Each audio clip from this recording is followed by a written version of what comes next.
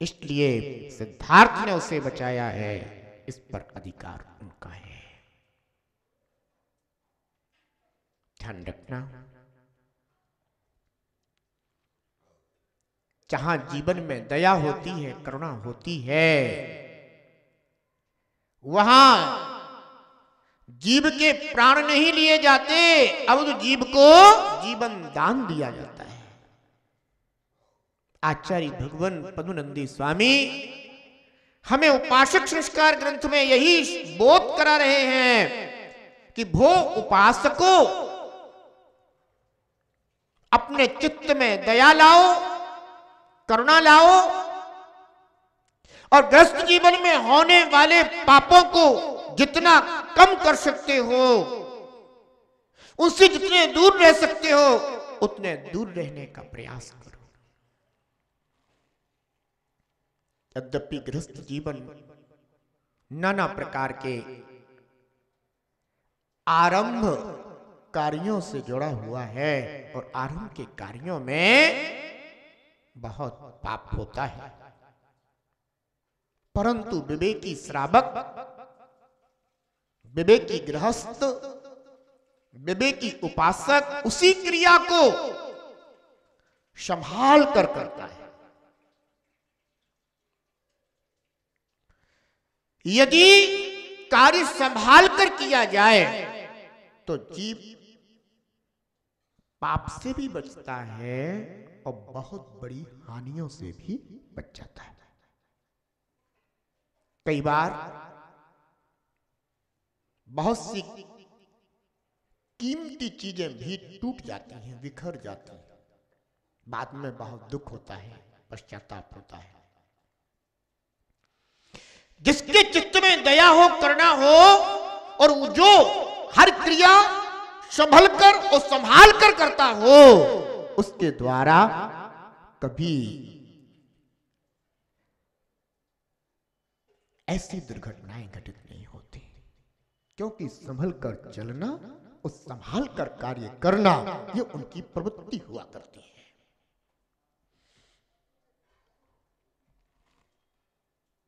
जो दैनिक क्रियाएं आप करते हैं, उन दैनिक क्रियाओं में भी यथा योग्य दया करुणा का पालन किया जा सकता है।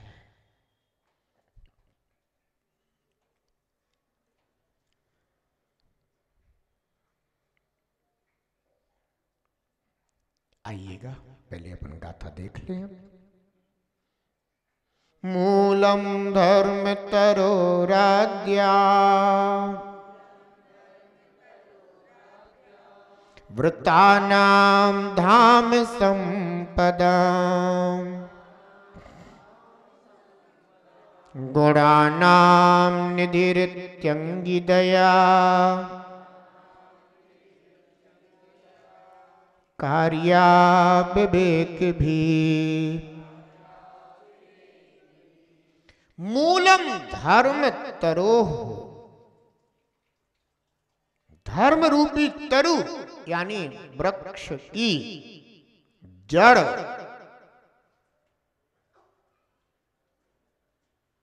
क्या है? दया है। और व्रतानाम, आद्या, व्रतों में आदि यानी मुख्य क्या है? दया। संपदाम, धाम, और संपदा का धाम यानी स्थान, और गुणानाम निधि, और गुणों का खजाना, यह दया ही है। इसलिए विवेक भी, जो विवेकी मनुष्य हैं उनके द्वारा कार्या, यह दया को धारण करने वाला कार्य अवश्य करने योग्य है।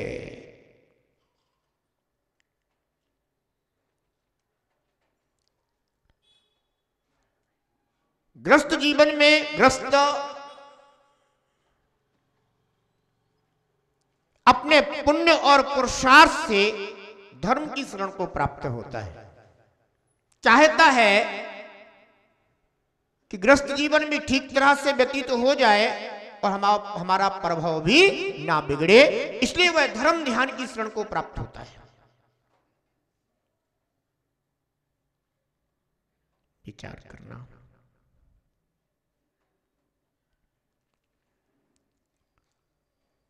पानी ज्यादा बर्बाद ना हो। एक बूंद पानी में असंख्यात जीव होते हैं। ये दया का कार्य आप अपने घर में रह करके ही कर सकते हैं, जिसे धर्म का मूल कहा गया है। जितना उपयोगी हो उतना आप ग्रहण करें, पर व्यर्थ ही पानी ना बहने दें, क्योंकि उसमें आपको पाप का बंध हो रहा है, आपका पुण्य खर्च हो रहा है। जितना जितना व्यर्थ पानी बह रहा है, उतना उतना ही आपका संचित किया हुआ पुण्य बह रहा है।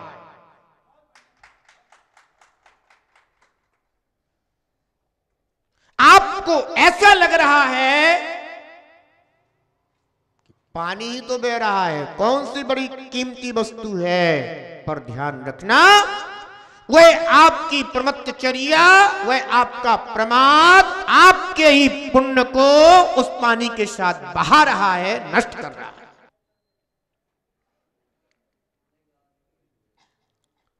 पानी का मोल वो जानता है जो एक एक घड़े पानी के लिए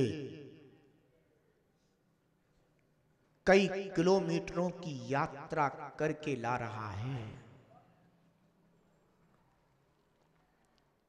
आज वह स्रोत आपके पास है तो आप उसका मूल्य नहीं समझ रहे, पर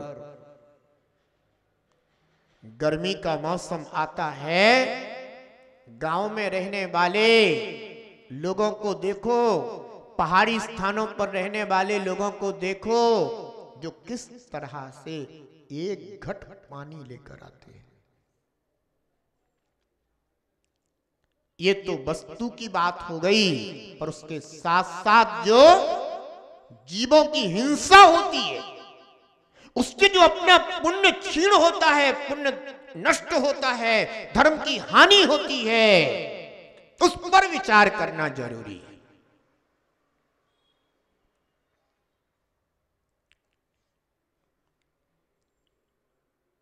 उन जीवों के प्रति अगर दया की प्रणति होगी तो आप जल को भी अपनी आवश्यकता के अनुसार उपयोग करेंगे।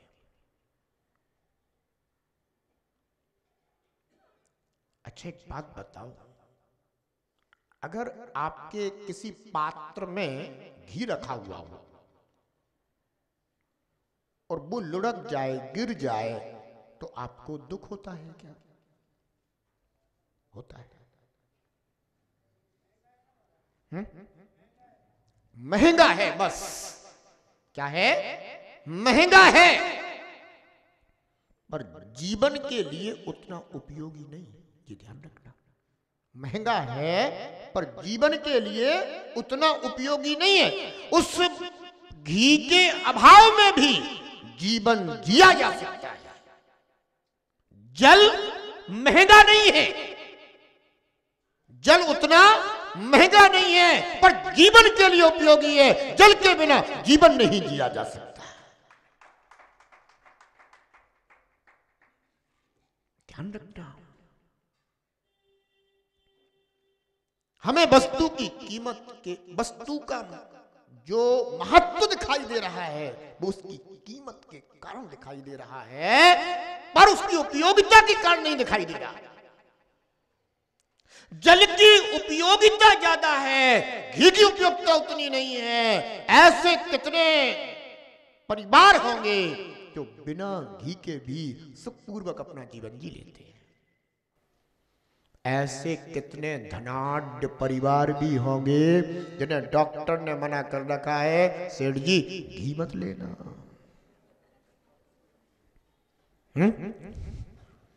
अब सेठ जी बिल्कुल रूखा सूखा मूंग की दाल के साथ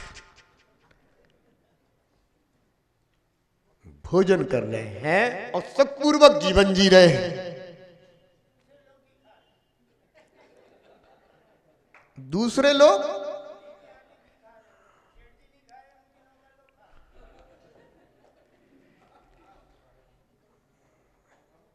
ध्यान रखो, सब अपना अपना पुण्य लेकर आए हैं।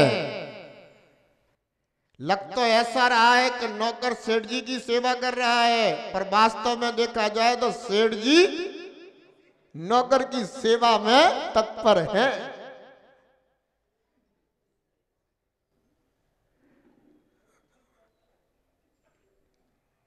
बंधुओं, जीवों के अपने अपने पुण्य होते हैं।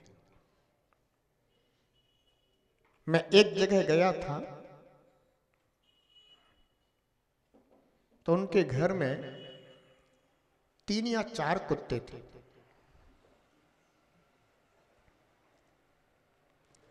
और हर कुत्ते का हर महीने चेकअप होता था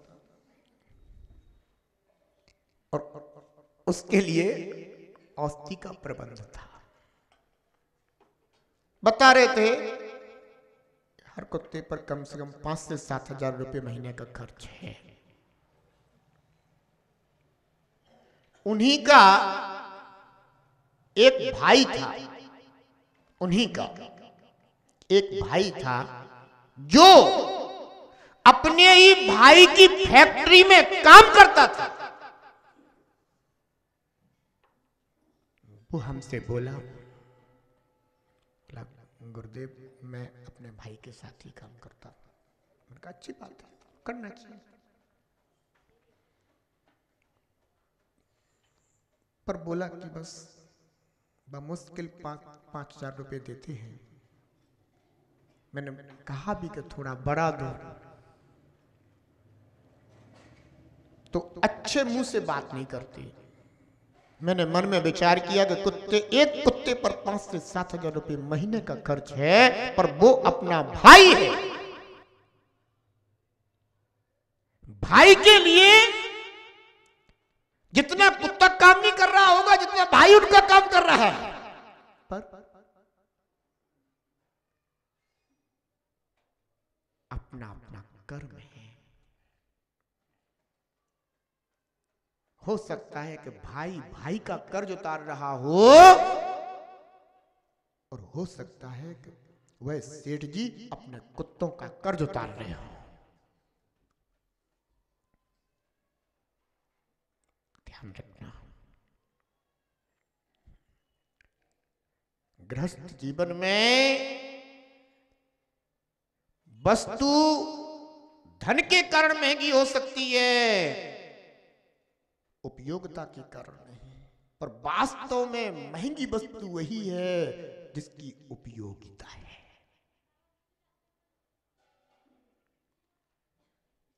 जल ना मिले तो जीवन नहीं जिया जा सकता, घी ना मिले तो आराम से भी जीवन जिया जा सकता है। पर जल के बहने पर दुख नहीं और घी के गिरने पर दुख। ये अपने चिंतन की बात है कि हमारा चिंतन कैसा है। अगर अपने अंतरंग में दया होगी, करुणा होगी, तो हर कार्य करते हुए आपके कदम संभले हुए होंगे। बंधुओं, मन से, वचन से और काय से, तीनों से दया पाली जाती है। चिंतन पवित्र होना चाहिए, वाणी हितमित और प्रिय होना चाहिए और काय की चेष्टाएं समिति के अनुसार होना चाहिए। भले ही गृहस्थों की कोई समिति नहीं होती, पर सबसे बड़ी समिति तो अंतरंग में दया की परिणति है। वो है तो सब समितियां पल जाती हैं, और वो नहीं है तो मात्र दुख और कष्ट की ही प्राप्ति होती है। कहा है कि मनोदयानुविद्धम चैन मुधा क्लिष्णास सिद्धे, मनोदया पवित्रम चैन मुधा क्लिष्णास सिद्धे। यदि मन दया से सहित है तो मुक्ति प्राप्ति के लिए व्यर्थ क्यों क्लेश करते हो? क्योंकि दया से ही मुक्ति प्राप्त हो जाएगी। और यदि मन दया से रहित है तो मुक्ति प्राप्ति के लिए व्यर्थ क्लेश क्यों करते हो? क्योंकि दया के बिना मुक्ति होना संभव नहीं है। सारी समितियां अगर दया है तो वे समितियां भी मुक्ति का कारण हो जाएंगी, और अगर दया नहीं है तो चाहे समितियां हो चाहे अन्य कोई भी व्रत हो, दया के बिना कोई भी व्रत मुक्ति को प्राप्त नहीं कराता। इसीलिए कहा है कि धर्म रूपी वृक्ष की जड़ दया है और समस्त व्रतों में मुख्य दया है।